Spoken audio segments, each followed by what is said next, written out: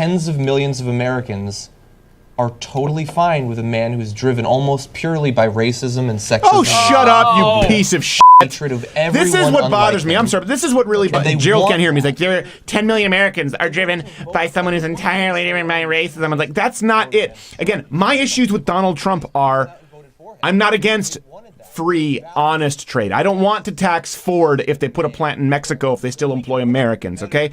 I don't want to punish people for being successful. I don't want a capital gains tax. I have legitimate grievances with Donald Trump. None of them are Donald Trump is racist. I do not believe that the majority of people today, let's do the math here real quick, okay? So you can tweet this out. Tweet me at S. Crowder. I'm going to get Anna Kasparian Real Talk now because let's do some math here. I've not heard anyone else talking about this.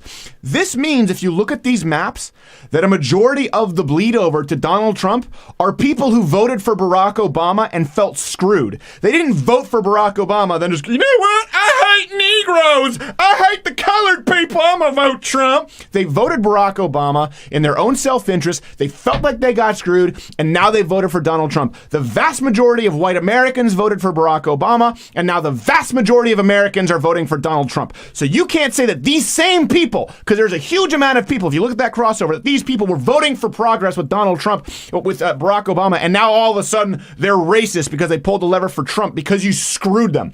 You screwed them with the taxes on small businesses. You screwed them with a healthcare mandate that they couldn't afford, then punished them to force them to buy healthcare insurance when they didn't want to, and then raise those premiums 25%. And the people who did vote for Obama, who were even more privileged, who didn't have to get put into the Obamacare program, so their premiums go up by 40-something%. You screwed the progressive Christians and Catholics who voted for Barack Obama, who you then mandated to pay for somebody else's abortion. You screwed them by putting Lena Dunham's sorry face or ass, I don't know which, when she's on the air and made her a wing of your party. The people who voted for Barack Obama, a significant amount of them, Donald Trump could not win without enough of those votes. And those people aren't racist. There are a lot of criticisms to have with Donald Trump. And Shank earlier going, well, when you call people racist? No, it's because of you. When you call someone racist, when you call them sexist, when you call them homophobic, when you call them transphobic because they don't want a tranny taking a dump next to their 6-year-old daughter in some Charlotte Chuck E. Cheese, guess what? They pull the lever for Trump after they voted for Obama, you dipshit.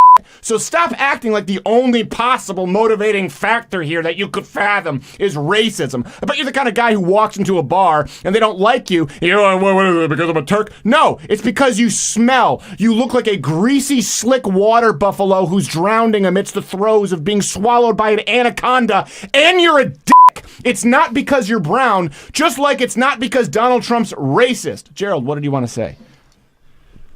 Hey, Jared's laughing. This video is taken from the full weekly podcast, Louder with Crowder. Subscribe by clicking it.